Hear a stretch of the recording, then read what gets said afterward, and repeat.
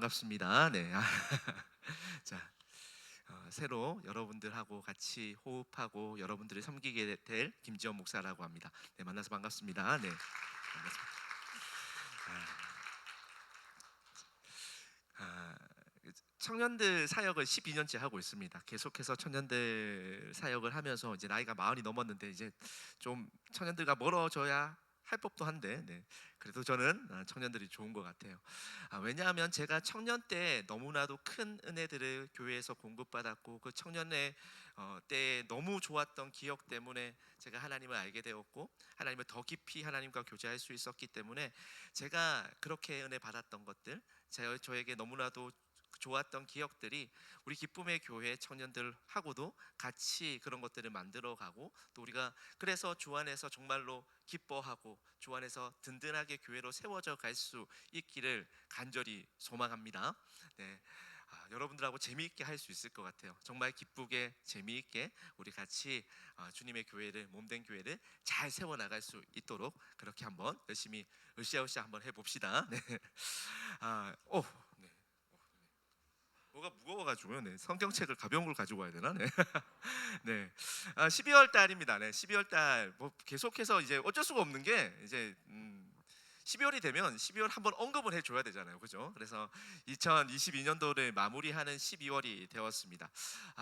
제가 원래 이제 계속해서 좀 2022년 한 해를 좀 살아오면서 또 우리가 코로나 시국을 우리가 또 겪어가면서 들었던 생각이 뭐냐하면 청년들이 참 필요하다라는 생각이 좀 많이 들었습니다. 참 많이 필요한 어떤 청년들의 어떤 상황들 또 그런 어떤 환경들을 우리가 접하고 있고 그래서 아마 2013년도에 피로사회라는 책이 아마 발간이 되었을 텐데 아마 저자가 아마 한병철 씨라고 제가 기억을 하고 있습니다. 그런데 그 책을 보면요, 왜 청년들이 필요하냐 하면 결과물을 만들어내야 하기 때문에 그래요. 우리는 항상 결과물에 쫓기면서 살아갑니다. 직장에서도 그렇고요. 심지어 우리는 여기서 공급받아야 되는데 교회에서도 피로함을 느낄 때가 있습니다. 왜죠? 자꾸만 쪼잖아요, 그죠? 목사님들 자꾸 쪼고 전도사님들 자꾸 짜요. 왜 이렇게 뭐 이렇게 안 오냐, 막 이렇게 해가지고 결과물을 만들어내야 하는 사회 가운데 우리가 살아가고 있기 때문에 우리는 계속해서 피로함을 느끼게 됩니다. 그런데 그 피로함을 우리가 풀 데가 없어요, 그죠? 우리는 피로하고 매우 사회 가운데서는 매우 피로해 있는데 교회 안에서도 그런 공급이 없는데 교회 안에서 강요하는 건 무엇입니까? 감사죠. 제가 그 금요일 날 이제 같이 말씀 좀 나눴는데 감사를 우리가 강요받을 때가 참 많습니다. 그래서 오늘도 우리가 주일 예배 때 제가 같이 찬양한 곡 중에 하나가 코로나 시기 때 여러분 가장 많이 이제 불렸던 찬양이 무엇인지 아십니까? 한 3년 동안 제가 찾아보니까요, 은혜라는 찬양이 가장 많이 불렸어요. 그죠? 다 아시죠? 모든 것이 은혜, 그죠? 한번 해볼까요? 제가 좀 많이 긴장을 했으니까 네, 같이 이런 것도 좀 필요할 것 같아요. 네, 자 같이 한번 우리 후렴 부분만 한번 찬양 한번 해보겠습니다. 모든 것이 은혜, 은혜, 은혜, 한없는 은혜, 내 삶에 당연한 것 하나도 없었던 것을 모든 것이 은혜, 은혜였소. 이게 가사는 참 은혜로운데 우리의 상황이 그렇지 않을 때가 참 많은 것 같아요. 이 가사를 부르고 있노라면 어떨 때는 우리가 감정에 북받쳐 가지고 이제 마치 눈에 이제 먼지가 들어간 것처럼 울기도 하는데 어떨 때는 또 뭔가 강요받는 것 같으니까 기분이 또 불쾌하기도 하고 그렇습니다. 그죠? 저는 여러분들이 신앙생활하면서 가장 여러분들 가운데 좀 고민하고 여러분들이 계속 생각하고 있는 문제들이 무엇이냐면 왜 신앙생활에서는 은혜를 이야기하는데 내 삶 가운데서는 그 은혜가 없을까? 왜 신앙생활과 내 삶이 자꾸만 이제 괴리감이 계속해서 벌어져 가기만 할까? 이런 문제들이라고 생각을 합니다. 특히 우리는 지난 코로나 시기를 통하여서 감히 우리가 초딩 때는 상상하지도 못했잖아요. 여러분, 교회 나와서 예배 드리는 게 당연했지 교회 나와서 예배 드리지 못하는 것이 일상이 되어가는 시대를 여러분들 상상이나 해 보았겠습니까? 모이는 것이 이렇게 힘들 수도 있겠구나라는 생각을 여러분들 한 적 있으십니까? 그래도 어찌어찌해서 이 또한 지나가리라 이렇게 생각하면서 여기까지 다 왔어요. 그런데 여러분, 이 시기를 지나고 나니까 괜찮아졌습니까? 그렇지 않잖아요, 그죠? 제 은사 목사님이신 송태근 목사님이 이제 항상 저에게 하셨던 얘기가 뭐냐 하면, 산 넘었더니 똥밭이다, 이런 얘기를 참 많이 하셨어요. 지금 우리 상에 딱 그런 것 같아요. 코로나 시기를 넘어섰더니만 미친 물가가 우리를 기다리고 있었습니다, 그죠? 예. 이런 식으로 살아가다 보면 우리 가운데 이 은혜라는 말이 와닿지 않을 때가 있어요. 자, 그런데 오늘 김지원 목사는 어쩌자고 말씀 제목은 뭐라고 지었죠? 모든 것이 은혜입니다. 전혀 은혜롭지 않은데 모든 것이 은혜다라고 지금 이야기를 하고 있습니다. 저는 오늘 우리가 함께 나눌 이 고린도 후서 너무나도 잘 알고 있잖아요, 그죠? 아마 너무나도 잘 알고 있고, 제가 생각했을 때 제 인생에서 가장 저에게 중요한 어떤 인사이트를 주었던 말씀이기도 합니다. 이 말씀을 여러분들과 함께 나누는 것을 통하여서 하나님께서 주시는 위로가 무엇인지, 하나님께서 주시는 참된 샬롬이 무엇인지, 하나님께서 주시는 그 기쁨이 무엇인지를 다시 한 번 더 우리가 회복할 수 있는 그런 예배 시간이 되기를 소망합니다. 미국의 탁월한 설교가 중에 데이빗 제로마이어라는 목사님이 있습니다. 이 데이빗 제로마이어라는 목사님이 설교 중에 종종 사용하시는 예화인데, 어떤 소설의 어떤 부분을 발췌해서 이게 사용하셨다고 그래요. 제가 그래서 이 소설의 원본을 좀 찾아보고 싶었는데 찾지는 못했습니다. 자, 그런데 얘가 너무 와닿아가지고 여러분들에게 좀 소개를 해볼까 합니다. 두 농부가 있었습니다. 두 농부 중에 한 농부는 밀농사를 짓고 있었어요. 밀농사. 그리고 한 농부는 이 토마토 농사를 짓고 있었습니다. 자, 그런데 이 두 농부 모두 하나님을 아주 신실하게 믿었던 하나님의 백성들이었어요. 자, 그런데 이 두 농부에게 이번 농사, 올해 농사가 너무너무나도 중요했습니다. 가족의 사활이 걸려져 있었기 때문에 그래요. 이 밀농사를 짓는 농부의 아내는 수술을 받아야 합니다. 그 수술비를 충당하기 위해서 밀농사가 반드시 풍년이 일어나야 했던 그런 상황이었고, 이 토마토 농사를 짓는 이 농부의 아들들이 아팠어요. 이 자녀들이 아팠기 때문에 이 토마토 농사도 풍년이 나야만 했습니다. 이 두 농부 모두에게 이 풍족한 결실이 아주 좀 중요한 그런 상황이었습니다. 농사를 마치면 그 모든 계획들이 틀어져 버려서 이제 잘못하면 이 생명조차도 장담할 수 없는 그런 상황이었던 거예요. 그래서 두 농부의 가족이 각각 하나님께 기도하기 시작했습니다.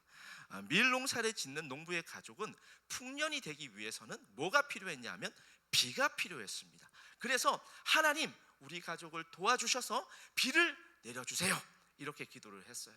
자, 그런데 이 토마토 농사를 짓는 사람들은 풍년이 나기 위해서는 뭐가 필요했냐 하면 비가 오지 않는 것이 필요했습니다. 그래서 이 토마토 농사를 짓는 이 가족은 하나님께 또 기도했어요. 하나님, 저희 가족을 생각하셔서, 저희 가족을 기억하셔서 비가 오지 않게, 그래서 계속해서 이 쨍쨍한 햇볕이 계속해서 내리쬐게 해 주세요, 이렇게 기도를 했습니다. 자, 그러면 이 전능하신 하나님께서 이 두 농부의 기도를 모두 들으셔서 한쪽에는 비가 오고 한쪽에는 비가 오지 않으면 참 좋을 텐데, 그런 일들이 현실에서 일어납니까? 일어나지 않습니까? 문제는 일어나지 않는다라는 것에 있습니다. 그렇게 서로 두 가족이 다른 생각을 가지고 다른 기도 제목을 가지고 기도하고 있는 중에 밖에서 어떤 소리가 들렸어요. 후두둑 후두둑 비가 내리기 시작했습니다. 그 빗소리가 밀농사를 짓는 그 농부의 가족에게는 어떻게 들렸겠습니까? 말 그대로 은혜의 빗소리였습니다. 그래서 이 밀농사를 짓는 가족들은 이 비를 나와서 다 맞으면서 엉켜안고서 막 그렇게 감사의 기도를 드렸습니다. 감사 이렇게 엉켜안고 이야기가 나와서 제가 이렇게 금요일 날 끝나고 나서 금요 기도에 이제 강론을 마치고 집에 가서 이제 월드컵을 봤거든요. 여러분, 난리가 났어요. 저는 이제 5분 만에 이제 골을 먹길래 이제 그냥 여기서 올해도 2022년도 카타르 월드컵은 종료구나, 이제 사역에 집중해야겠다라고 생각을 했습니다. 그래요. 근데 여러분, 놀라운 일들이 벌어지지 않습니까? 저는 그 후반에 그 손흥민 달려갈 때 벌써 그 4년 전에 2018년도 월드컵이 기억이 났어요. 달려갈 때 뭔가 일이 나겠다 싶었는데 그 뒤로 황희찬 선수가 막 쫓아올 때 야, 이거 됐다 생각이 들더라고요. 그러고 나서 어떻게 됐습니까? 우리가 알다시피 진짜 제 아내가 저를 이렇게 올라타더라고요. 올라가지고 이렇게 안기더라고요. 제가 한 번도 그렇게 알아본 적이 없는데 여러분, 그런 일들이 지금 벌어지고 있었던 거예요. 이 밀 농사를 짓는 농부의 가족들이 그렇게 엉겨안고 난리가 났지 않겠습니까? 자, 그런데 반면에 이 토마토 농사를 짓는 농부의 가정의 이 빗소리는 어떤 빗소리였을까요? 절망의 빗소리 아니었겠습니까? 슬픔과 통곡의 빗소리였을 것이 분명합니다. 비가 충분히 왔어요. 밀농사를 지은 가족은 하나님께 기쁨과 감사의 기도를 드렸습니다. 하나님, 우리의 기도에 응답해 주셔서 감사합니다. 이 모든 것이 하나님의 은혜입니다. 반면에 같은 시간 토마토 농사를 지은 가족들도 모였습니다. 아버지가 눈물이 나서 목이 메어서 기도를 할 수 없었어요. 그래도 어렵게 입을 떼어서 기도하기 시작했습니다. 하나님, 지난 며칠간 저희가 하나님께 간절히 기도했습니다. 하지만 이 모든 것이 저희 가정이 원하는 대로 진행되지 않았습니다. 저희는 하나님의 뜻을 알 수도 없고 또 앞으로 어떻게 살아가야 할지 몰라서 막막하고 답답합니다. 하지만 하나님께서 우리와 함께 하심으로 이 고통의 시간을 지나게 하시고 결국 합력하여 선을 이루셔서 우리를 붙드실 하나님을 믿고 하나님께 감사합니다. 모든 것이 하나님의 은혜이오니 은혜로 살아가게 하여 주옵소서. 저는 우리가 함께 예배드리고 있는 이 공간 가운데도 우리 청년들 가운데 어떤 청년들은 밀농사를 짓는 가족과 같은 고백을 하는 청년들도 있을 것이라고 생각합니다. 어떤 분들은, 아니 더 많은 분들은 토마토 농사를 짓는 심정으로 여기에 앉아 계실 것이라고 생각합니다. 지난 1년 동안 손대는 것마다 다 잘 되어서 기도하는 것마다 하나님이 응답하셔서 기쁨과 감사와 은혜가 넘쳐서 모든 것이 은혜라고 고백하는 사람들도 있겠지만 지난 1년간 그렇게 기도하고 매달리고 또 기도했는데 이번 한 번만 하나님께 도와달라고 간청하며 그렇게 고통과 고난의 시간을, 사망의 음침한 골짜기를 걸어왔는데 그럼에도 아무것도 변한 것이 없어서, 아무것도 내 뜻대로 되는 것이 없어서, 그럼에도 불구하고 하나님 때문에 모든 것이 은혜입니다 라고 고백하는 청년들 여기에 분명 앉아 있을 것이라고 생각합니다. 여러분은 어느 쪽이십니까? 저는 밀농사를 짓는 분들이 모든 것이 하나님의 은혜입니다 라고 고백하는 것과 또 토마토 농사를 짓는 그 가족이 하나님의 은혜입니다 라고 고백하는 것은 사실 동일한 고백이라고 생각합니다. 주시는 분도 하나님이시고 주시지 않는 분도 하나님이시니 하나님의 주권을 인정하며 하나님의 인도하심을 신뢰하며 모든 것이 하나님의 은혜입니다 이렇게 고백하는 것이기 때문에 사실 이 두 고백은 동일한 고백입니다. 그런데 문제는 무엇입니까? 토마토 농사를 짓는 그 농부처럼 우리의 생각대로 우리의 계획대로 일들이 풀어지지 않을 때, 그때 하나님의 주권을 인정하며 하나님의 인도하심을 우리가 소망하며 하나님만이 우리의 주님 되십니다. 하나님만이 우리의 소망 되십니다. 하나님, 이 모든 것이 은혜입니다 라고 고백하는 것이 우리 가운데 쉽지 않다라는 것에 있습니다. 특별히 고난 가운데 있을 때 또 우리가 두려운 일들을 직면할 때면 하나님께 맡겨야 하겠다라는 생각은 듭니다. 하지만 실제로 그렇게 인생을 맡기고 모든 것이 은혜입니다 라고 고백하는 것은 정말로 어려운 일 아니겠습니까? 하나님이 우리를 선하게 인도하실 것에 대해서 아마 여기 앉아있는 모든 청년들은 다 신뢰할 것입니다. 다 알고 있을 거예요. 하나님이 당연히 우리의 삶을 보호하시죠. 우리의 삶을 인도하시죠. 그거 다 알고 있습니다. 그런데 왜 우리는 하나님께 우리의 인생을 맡기지 못합니까? 하나님을 못 믿게 해서가 그런 것이 아니라 우리를 못 믿게 해서 그래요.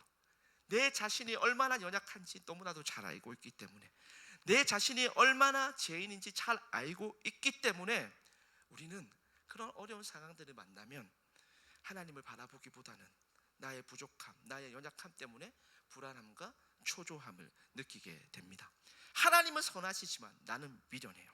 하나님은 신실하시지만 나는 믿음이 없어서 우리는 우리의 인생을 하나님께 내어 맡기는 것을 주저하게 됩니다. 여러분, 앞으로도 힘들면 어떡하겠습니까? 우리는 지난 3년간 상상할 수도 없었던 그런 코로나 시국을 지나왔습니다.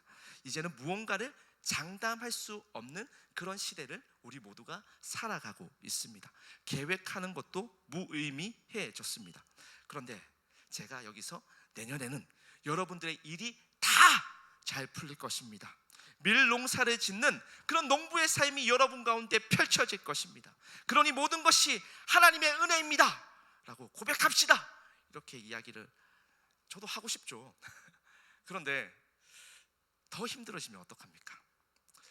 2023년이 2022년보다 더 절망적이면 어떡합니까? 에이 목사님, 설마요. 하나님께서 선하신 분인데요, 우리를 그렇게까지 몰고 가시지 않을 거예요. 더 힘들게 하시지는 않을 거예요. 다 괜찮아질 거예요. 저도 그랬으면 좋겠습니다. 아니, 말이라도 지금은 그렇게 해야 할 것 같아요. 빈말이라도 그렇게 해줘야 할 것 같은 순간들이, 청년들 만나고 청년들 신방하고 청년들을 위해서 기도하다 보면 저도 그런 생각들이 든단 말입니다. 그런데 제가 이 자리에서 내년도 2023년도의 삶이 더 나아질 것입니다. 여러분, 모든 것이 은혜로 밀농사를 짓는 그 은혜가 우리 가운데 있을 것입니다 라고 이야기를 한다면 여러분, 제 말을 믿으시겠습니까? 정말로 믿으시겠어요? 사역을 시작한 지 올해로 12년째가 되었습니다. 수많은 성도님들과 만났고 청년들과 청소년들을 만나왔습니다.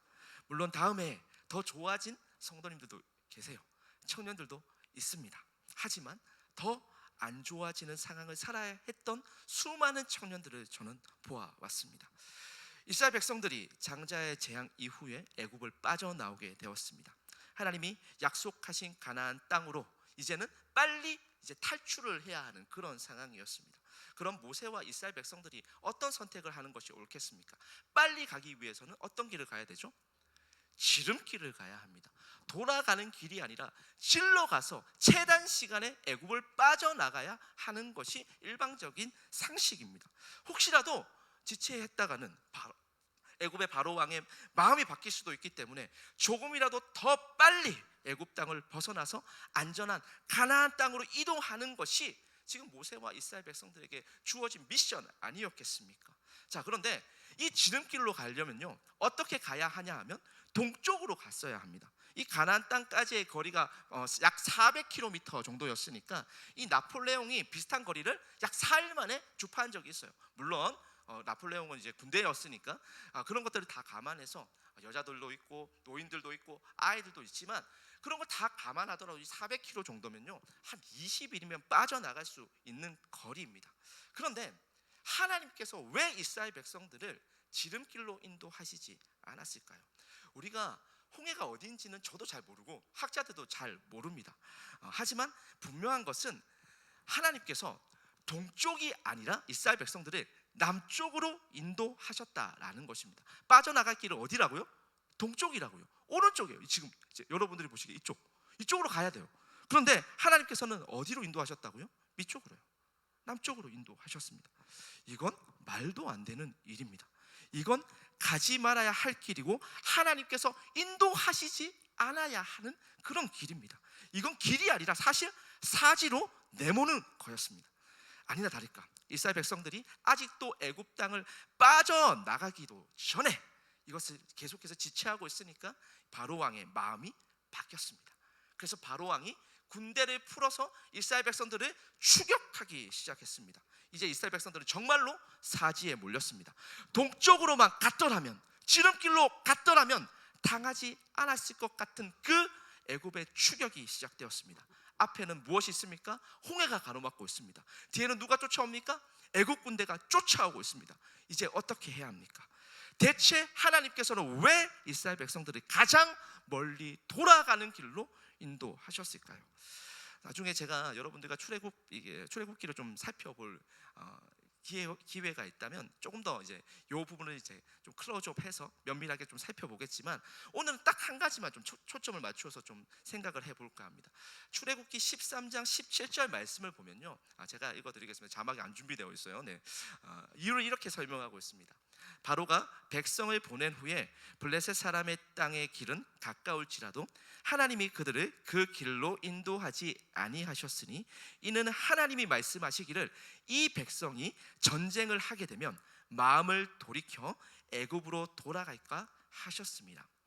만약 이스라엘 백성들이 곧장 이제 동쪽으로 향했다면 애굽의 국경을 지키고 있던 애굽의 군대와 전투를 했어야 했어요. 그리고 나서 그것을 또 지나면 또 전쟁의 그 용사라고 불리우는 이 블레셋 족속과도 전쟁을 해야 했습니다. 자, 그런데 여러분, 이스라엘 백성들 지금 상황이 어떻습니까? 400년간 뭐 했어요? 종살이 했습니다. 이 종살이 했으니까 군사적인 훈련을 받을 리가 만무하겠죠. 그러니까 그냥 종살이 하다가 풀려난 저희 같은 그냥 평범한 그런 사람들이었습니다. 거기에 노인과 어린아이들도 참 많이 포함이 되어져 있었어요. 그래서 하나님은 그러면 이 이스라엘 백성들이 전쟁을 피하게 하기 위해서 이스라엘 백성들을 그 돌아가는 길로 인도하셨겠습니까? 아직 준비가 되지 않은 이 이스라엘 백성들을 조금 더 강한 군대로 만들어서 시간을 두고 군사의 훈련을 막 시키는 거예요. 그래서 전쟁에 능한 민족으로 만들기 위해서 하나님께서는 지름길이 아니라 돌아가는 길로 인도하셨을까요? 저는 이렇게 생각하는 것은 좀 석연치 않다라고 생각합니다. 만약 하나님께서 이스라엘 백성들을 광야 40년 세월 동안 그러면 계속해서 무엇을 시켜야 돼요? 전쟁을 할 수 있는 군사 훈련을 시켜야 정상입니다. 그죠? 그래서 이스라엘 백성들이 정말로 강한 군사가 되어서 그래서 막 세계를 막 정복하고 그랬다고 하면 우리가 하나님께서 돌아가는 길로 이스라엘 백성들이 인도하신 이유는 강한 군대를 만들게 하기 위함이다, 이렇게 생각할 수 있을 거예요. 게임을 좋아하는 청년들이 있을 것입니다. 그렇지? 그런데 특별히 이제 롤플레잉이라고 하죠. 이 RPG 게임 다들 아시죠? 그러면 어떻게 돼요? 막 이렇게 뭔가 싸우고 뭐 이렇게 하다 보면 레벨이 오릅니다. 그죠? 그 레벨이 올라서 만렙이 되면 어떻게 돼요? 제 캐릭터가 되게 세져요. 그죠? 만약에 하나님께서 이스라엘 백성들을 그러한 방식으로 인도하시기 위해서 이 돌아가는 길로 인도하셨다면, 그렇다면 이스라엘 백성들이 세져야 하는 거잖아요. 자, 그런데 이스라엘 백성들이 이 광야 40년 동안에 전쟁을 몇 번 했는지 아십니까? 몇 번 했을까요?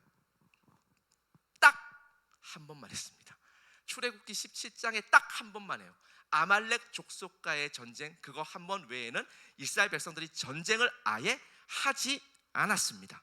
그 싸움도 하나님께서 개입하셨어요. 그래서 모세가 손을 들면 이겨요.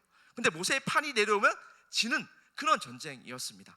성경 그 어디에도 이스라엘 백성들이 레벨업해서 그래서 만렙이 되어서 강한 군대가 되었다라는 이야기가 있을까요? 없을까요? 없어요. 적어도 광야 생활이 이스라엘 백성들의 훈련 장소가 되어서 이스라엘 백성이 결국 강한 군대가 되었다라고 성경은 이야기를 하고 있지 않습니다. 그들이 아말렉과 싸워서 이길 수 있었던 이유는 그들이 광야 생활을 통해서 강해져서가 아니라 누가 그들과 함께 싸우셔서입니까? 하나님이 그들과 함께 싸우셨기 때문에 그들이 승리할 수 있었습니다. 우리 역시 돌아가는 길 위에 놓여질 때가 살아가다 보면 한 번 정도는 다 경험하게 됩니다. 토마토 농사를 지은 농부의 심정을 우리 역시 경험하며 살아갈 때가 참 많습니다. 아무리 기도해도 하나님께서 응답하시지 않는 것처럼 느껴지는 그 답답함이 우리 가운데 있단 말입니다. 그래서 우리는 이렇게 생각합니다. 하나님께서 우리를 연단시키고 있구나. 이 고통과 고난을 통해서 나를 연단하시기 위해서 하나님께서 이 고통의 시간을 나에게 허락하셨구나. 그래서 그 연단의 결과를 여러분은 무엇이라고 생각합니까? 정말로 성경에서 이야기하고 있는 것이 고진감래입니까? 내가 지금 나에게 주어진 이 고통과 고난을 잘 이겨내면 여러분이 강해집니까? 여러분이 더 나은, 그래서 레벨업해서 만렙이 되어집니까? 돌아가는 길을 꾹꾹 참으면서 다 걷고 나면 여러분들이 원하는 그 인생의 목적에 여러분 도달할 수 있겠습니까? 그래서 우리에게 쨍하고 해뜰 날을 기대하면서, 그래도 나에게 그 강명이라고 생각하는 내 소망이 이루어질 그 꿈을 여러분들 소망하면서 그 고통과 고난의 시간을 걷고 있는 것입니까? 그런데 여러분, 고통과 고난은 우리를 강하게 만들어주지 못합니다. 어떤 분들은 고통과 고난이 우리를 강하게 만들어준다라고 생각합니다. 고통과 고난을 한번 넘어가면 내가 더 자라났다고, 내가 레벨업 했다고 생각합니다. 그런데 적당한 고통은 그럴 수 있습니다. 하지만 극심한 고통을 당해본 사람은 압니다. 그게 그 고통과 고난이 얼마나 두려운 일인지 알게 됩니다. 저는 군대를 다시 가라고 하면 제가 다시 갈 생각이 있습니다. 2번 갈 생각이 있어요. 그런데 20대로 여러분들 때로 돌아가라고 하면 저는 진짜 못하겠습니다. 극심한 고통과 가난, 또 수많은 실패들을 겪어봤으니 이제는 그런 고통이 내게 와도 그런 고통쯤이야, 아무것도 아니야 라고 저는 말할 수 없습니다. 제가 20대 후반에 청년부에서 제 친한 친구가 한 명 있었습니다. 그 친구는 고시를 준비하는 친구였어요. 그 고시를 준비하니까 어디에서 머물렀을까요? 신림동에서 머물렀습니다. 자, 그런데 제 교회가 이제 노량진에 있었단 말이에요. 그 노량진에서 있는데 이 친구가 그 신림동에 있으면 많은 유익들이 있잖아요. 정보도 있고 아니면 같이 모여서 공부할 수 있는 스터디 그룹도 활발하게 또 이루어지고 있고 해서 그 신림동에서 있는 것이 누가 봐도 공부하기에는 유리해 보였어요. 그런데 이 친구가 갑자기 노량진으로 이사를 온다는 겁니다. 그 이사 이유를 물었습니다. 야, 너 왜 이사 오려고 그러냐? 그러니까 새벽 기도 드리려고 온다고. 말도 안 되는 이야기를 하고 있는 거예요. 여러분, 새벽 기도 드리기 위해서 신림동에서 노량진으로 이게 이사로 오는 것이 정상은 아니잖아요, 그죠? 네. 제 생각은 정상이 아니었는데, 네. 좀 웃으라고 하는데, 네, 웃질 않네요. 너무 진지해서, 네, 네, 그래요. 그만큼 믿음이 독실한 친구였습니다.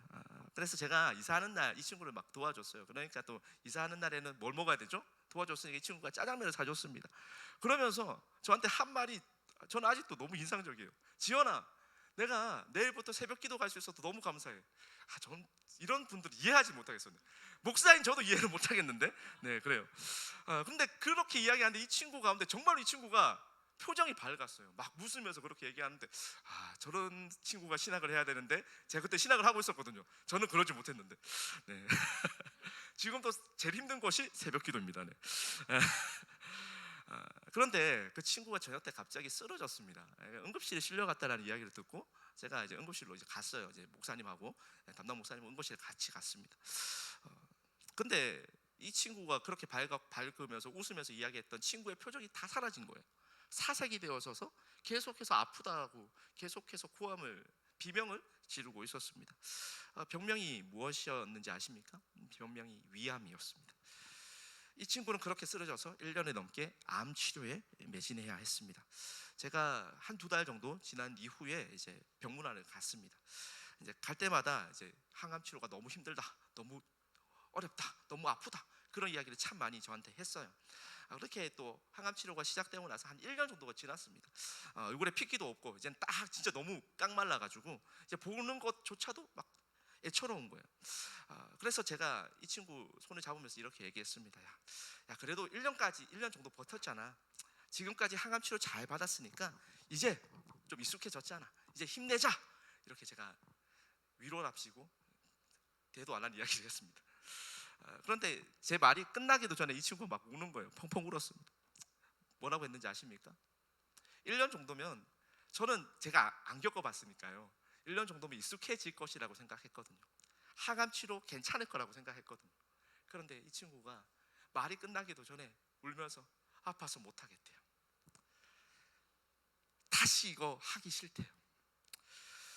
고통과 고난이 우리를 강하게 만들어 줍니까? 저는 아니라고 생각합니다. 정말로 극심한 고통과 고난의 시간이 지나게 되면 우리는 고통과 고난 앞에서 두려워집니다. 그 고통과 고난을 다시 만나기 싫어서 독해질 수는 있어요. 하지만 강해지지는 않습니다. 너무 두려워서 내가 다시 그 시간을 가는 게 싫어서 저처럼 독해질 수는 있습니다. 하지만 저는 제가 강해졌다고는 생각하지 않습니다.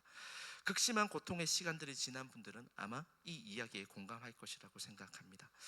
하나님은 여러분들을 강하게 만들기 위해서 고통과 고난의 시간을, 그래서 돌아가는 길로 여러분을 인도하지 않으셨습니다. 그러면 대체 왜 하나님께서는 우리에게 고통과 고난의 이 돌아가는 길을 하나님께서 우리에게 보여주시고 이 길로 우리를 인도하셨을까요? 하나님께서 돌아가는 길을 통하여 적을 물리치는 방법, 그래서 우리가 강해지는 방법을 가르치고 있는 것이 아니라 하나님을 바라보고 하나님을 의지하는 방법을 지금 가르치고 있는 것입니다. 하나님은 돌아가는 길을 통하여서 이스라엘 백성들을 강하게 만들어 가신 것이 아니라 하나님의 강함이 무엇인지 발견하게 만드셨습니다. 하나님의 강함을 경험하게 만드셨습니다. 그리고 하나님의 강함을 붙잡게 만드셨고 하나님의 강함을 의지하게 만드셨습니다. 그래서 모세는 돌아가는 길 끝에 앞에는 홍해가 있고 뒤에는 애국군 떼가 쫓아오고 있는, 그래서 사지에 몰려 있는 이스라엘 백성들에게 무엇이라고 선포하고 있습니까? 이제 자막을 준비했습니다. 자, 출애굽기 14장 14절 말씀입니다. 우리 다 같이 한번 읽어보도록 하겠습니다. 다 같이 읽겠습니다. 시작. 여호와께서 너희를 위하여 싸우시리니 너희는 가만히 있을지어다. 뭐 하라고요? 가만히 있으라고요. 가만히 있을지어다. 왜요? 하나님의 강함을 경험하는 시간이니까요. 저는 이 시간이 예배의 시간이라고 생각합니다. 이 시간이 성경을 묵상하는 시간이라고 생각합니다. 이 시간이 기도하는 시간이라고 생각합니다. 여러분, 우리가 대단한 존재가 아니에요. 우리는 강해져서 랩업해서 이 세상을 이길 수 있는, 그래서 내가 내 마음대로 내 계획대로 살아갈 수 있는 그런 사람들 얼마 없습니다. 그래요. 우리 다 비슷한 사람들이에요. 우리가 무엇을 해야 하겠습니까?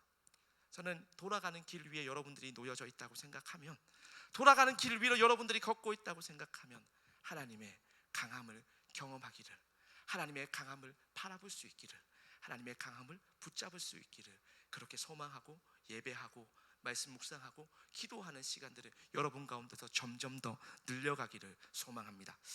바울에게도 육체의 가시가 있었습니다. 육체의 가시가 무엇인지 정확하게 알 길은 없지만 적어도 바울이 사역하는 것에 있어서 매우 큰 장애물처럼 느껴지는 육체의 질병이었음에는 분명합니다. 바울은 그래서 그 육체의 가시를 거두어 달라고 하나님께 크게 3번 기도했습니다.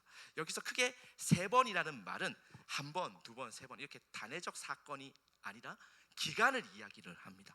아주 오랜 기간 동안 무려 바울이 3번에 걸쳐서 하나님께 기도했습니다. 우리가 신약 성경에서 제일 신앙 좋은 사람 생각하면 바울이잖아요, 그죠? 바울을 1번으로 꼽습니다. 그런데 그 바울이 무려 3번의 아주 오랜 기간에 걸쳐서 기도를 했습니다. 육체의 가시 좀 거두어 달라고. 왜 기도했을까요? 복음 전하는 일에 어려움이 없게 하기 위해서, 병이 나아서 잘 먹고 잘 살기 위해서 기도한 것이 아니에요. 오직 하나님의 나라와 그의 의를 위해서 한 발이라도 더 멀리 가고 한 사람이라도 더 만나고 조금이라도 더 말씀 선포하고 기도하기 위해서 지금 바울이 육체의 가시를 거두어 달라고 기도하고 있습니다. 하나님께서 이 기도 들어주셨습니까? 들어주셨을까요? 안 들어주셨을까요? 육체의 병이 나았습니까? 안 나았습니까? 바울의 병은 낫지 않았습니다. 그는 죽을 때까지 육체의 가시를 품고 살았습니다. 다시 묻겠습니다. 그래서 하나님이 이 바울의 기도에 응답하지 않으신 것입니까? 하나님이 바울의 기도를 묵살한 것입니까? 자, 여러분 어떻게 생각하세요? 하나님이 바울의 기도를 묵살했다, 응답해 주지 않았다, 맞습니까? 이거 아닌 건 알잖아요, 그죠? 그런데 왜 아닌지를 알아야죠. 하나님께서 바울의 기도에 이렇게 응답하셨습니다. 내가 받은 계시가 너무 크기에 교만하지 않도록 내가 너에게 육체의 가시를 두었다. 하나님은 바울을 지름길로 인도하지 않으셨습니다. 밀 농사를 짓는 농부에게 응답하신 것처럼 그렇게 응답하지 않으셨습니다. 하나님은 바울을 돌아가는 길로 인도하셨습니다. 토마토 농사 짓는 농부에게 응답하시는 방식으로 바울에게 응답하셨습니다. 다시 질문해 보겠습니다. 바울은 이 응답을 하나님께 들었습니다. 그리고 동일한 기도 제목으로 그래서 육체의 가시를 거두어 달라고 다시 기도했을까요? 하지 않았을까요? 했을 것 같습니까? 하지 않았을 것 같습니까? 네, 하지 않았습니다. 그 대신 이런 고백을 했습니다. 그 고백이 우리가 함께 읽었던 본문입니다. 고린도후서 12장 9절과 10절 말씀을 다 같이 한번 읽어보도록 하겠습니다. 다 같이 읽겠습니다. 시작. 나에게 이르시기를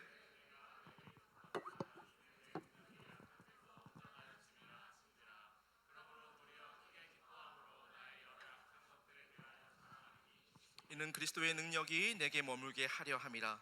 그러므로 내가 그리스도를 위하여 약한 것들과 능욕과 궁핍과 박해와 공고를 기뻐하노니 이는 내가 약한 그때에 강함이라. 아멘. 말씀 보시면 잠깐만 좀 띄워주실까요? 12장 9절 말씀 보시면요, 그러므로 도리어 크게 기뻐함으로 나의 여러 약한 것들에 대하여 자랑하고 있대요. 아까 전에 그 토마토 농부가 지금 농사가 안 되었는데 그걸 자랑하고 있다는 것입니다. 돌아가는 길 위에 있는데 그 돌아가는 길 위에 놓여져 있다는 것을 지금 자랑하고 있는 거예요. 그리고 나서 뭐라고 바울이 이야기를 하고 있냐면 그리스도의 능력이 어디에 머물게 있다고요? 내게 머물게 하려 함이라. 그래서 내가 그리스도를 위하여 약한 것들과 능욕과 궁핍과 박해와 공고를 기뻐하노니 이는 내가 약한 그때에 곧 강함이라. 왜 약한 그때가 강함이죠? 그리스도의 능력이 우리 가운데 머물러 있기 때문입니다. 우리가 왜 돌아가는 길 위에 놓여져 있을까요? 그리스도의 능력이 우리 가운데 머물게 하기 위해서 하나님께서 돌아가는 길 위로 우리를 인도하고 있습니다.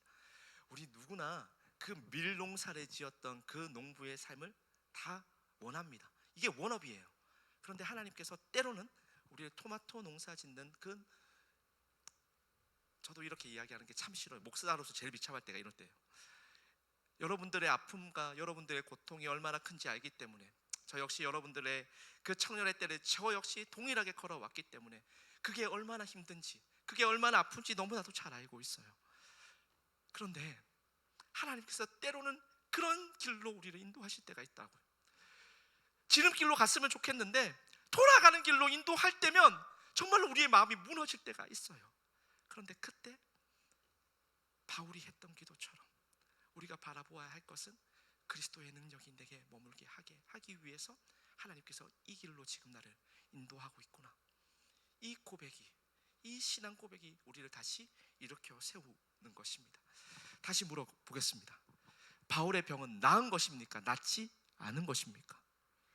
나았습니까? 낫지 않았습니까? 계속해서 질문만 하고 있죠. 나았을까요? 낫지 않았을까요? 네. 어떻게 대답해야 될지 모르겠죠. 네. 바울의 육체의 가시가 남아있긴 했지만 바울의 병은 나은 것 아니겠습니까? 저는 성경을 볼 때마다 제가 신학교 처음 갈 때 10년 전에 제가 수능 10번 떨어졌어요. 제가 이제 뭐 기회가 되면 이제 썰을 좀 풀겠습니다. 수능 10번 떨어지면 공황장애도 있고 여러분들 그러니까 여러분들 막 실패하고 있잖아요. 괜찮아요. 저 수능 10번 봤어요. 네. 그래도 지금 사람 구실하면 살고 있습니다. 네. 그래요. 하나님께서 이렇게도 쓰신다니까요. 네. 기가 막히죠. 네. 저도 이런 길을 원하지 않았어요. 네. 저 되게 공부 잘했거든요. 고3 때도 제가 1% 안에 모의고사를 떨어져 본 적이 없었는데 그런 사람이 수능 시험을 10번이나 치게 될 것이라고 생각이나 했겠습니까? 한 번도 생각해 본 적이 없습니다. 네. 그래요. 근데 하나님께서 이렇게 돌아가는 길로 우리를 인도하실 때가 정말로 있어요. 물론 제가 그렇다고 해서 제 그 10년의 어떤 세월들, 20대의 그 세월들이 내가 목사가 되기 위해서 하나님께서 그렇게 나를 힘들게 했다, 그 고통과 고난의 길을 걷게 했다, 저는 이렇게 생각하고 싶지 않습니다. 그렇게 이야기하기 위해서는 제가 목사로서의 삶을 정말로 하나님께 충성함으로 살아내서 제가 주님 품에 안길 때 그런 고백을 할 수 있으면 참 감사하겠어요. 그런데 제가 이상한 사건 목사가 될 수도 있잖아요. 지금 이렇게 보여도, 그죠? 그 사건 목사가 되면 그렇게 얘기하면 안 되잖아요. 내가 목사가 되기 위해서 하나님께서 그런 길로 인도하셨다, 이렇게 이야기하고 싶지 않습니다. 다만 제가 여러분들에게 이야기하고 싶은 것은 그 힘들고 어려울 때 그리스도의 능력이 저에게 있었고 제가 다시 한 번 더 하나님 때문에 제 삶을 포기하지 않을 수 있었고 계속해서 주님을 바라보면서 걸어갈 수 있었다라는 그 이야기를 여러분에게 하고 싶은 것입니다. 바울에게 비록 육체의 가시가 있었지만 그 육체의 가시를 통해서 바울은 그리스도의 능력을 경험하게 되었고 그 그리스도의 강함을 경험하며 살아갈 수 있게 되었습니다. 그래서 바울의 병은 나은 것입니다. 비록 돌아가는 길 위에서 우리가 사지에 몰려 있다고 해도 내가 강해지는 것이 아니라 이제는 나의 강함이 되시는 하나님을 바라볼 수 있기 때문에 바울은 더 이상 육체의 가시를 육체의 가시로 여기지 않게 되었고 돌아가는 길을 돌아가는 길로 여기지 않게 되었고 육체의 가시를 거두어 달라는 기도를 하지 않게 된 것입니다. 여러분은 어떤 길 위에 서 있습니까? 여러분도 이스라엘 백성들처럼 돌아가는 길 위에 서 있습니까? 여러분에게도 바울에게 있었던 그 육체의 가시가 있습니까? 토마토 농사를 짓는 그 농부의 그 참담한 심정으로 예배드리고 있습니까? 저는 여러분의 삶이 드라마틱하게 나아질 것이라 위로하지 않겠습니다.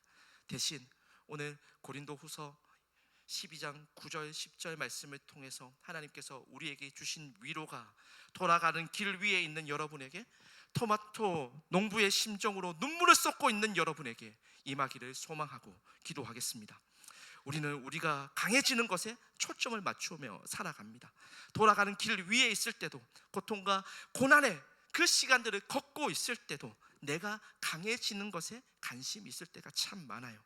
그런데 중요한 것은 내가 강해지는 것이 아니라, 나의 강하고 약하고의 문제가 아니라 너무나도 강하신 하나님을 바라보고 하나님을 의지하는 것이 우리 삶 가운데 주어진 가장 중요한 신앙의 원리이자 믿음의 원리임을 기억하며 우리에게 주어진 그 길 가운데서 하나님의 강함을 경험하며 살아가는 우리 청년들 되기를 간절히 소망합니다. 하나님이 우리의 강함이 되시기에, 하나님이 우리의 온전함 되시기에 우리는 돌아가는 길 위에 서 있어도, 우리에게 육체의 가시가 있어도 괜찮을 수 있습니다. 돌아가는 길 위에서 여호와께서 너희를 위하여 싸우시리니 너희는 가만히 있을지어라, 이렇게 우리가 고백할 수 있는 것입니다. 나는 너를 강하게 하지 않을 것이다, 그러나 내가 너의 강함이 되어줄 것이다 라는 이 분명한 약속을 우리가 들을 수 있기 때문에, 말씀을 통해서 확인할 수 있기 때문에 그렇습니다. 그래서 우리가 함께 고백했던 것처럼 모든 것이 은혜입니다 라고 우리가 고백할 수 있는 것입니다. 돌아가는 길 위에 있어도 모든 것이 은혜일 수 있습니다. 육체의 가시가 있어도 모든 것이 은혜일 수 있습니다. 우리의 모든 시간과 모든 공간 가운데서 하나님 때문에, 우리에게 강함이 되시는 그 하나님 때문에 모든 것이 은혜입니다, 이렇게 고백하며 우리에게 주어진 그 일상을 하나님의 은혜로 채우며 살아가는 우리 모든 청년들 되기를 소망하고 기도합니다. 우리 함께 마지막으로 그 고린도후서 12장 10절 말씀만 다 같이 한번 읽어볼까요? 읽고 마치도록 할 텐데 다 같이 한번 읽어보겠습니다. 다 같이 읽겠습니다. 시작. 그러므로 내가 그리스도를 위하여 약한 것들과 능욕과 궁핍과 박해와 공고를 기뻐하노니 이는 내가 약한 그때의 강함이라. 아멘. 우리 옆에 있는 청년들과 이렇게 한번 인사하겠습니다. 모든 것이 은혜입니다. 모든 것이 은혜입니다. 네, 모든 것이 은혜입니다. 우리 함께, 원래 기도 안 하려고 했는데 기도했으면 좋겠어요. 함께 기도하기를 원합니다. 우리 한 가지만 놓고 기도했으면 좋겠습니다. 연말을 맞이할 때면 우리 마음이 참 센치해지잖아요, 그죠? 그럴 때 내가 누구에게도 말 못할, 그래서 뜰 식구들에게도 말하지 못하는 그런 아픔들도 있을 것이고, 그런 인생의 문제들이 누구에게나 하나씩은 다 있을 것이라고 생각합니다.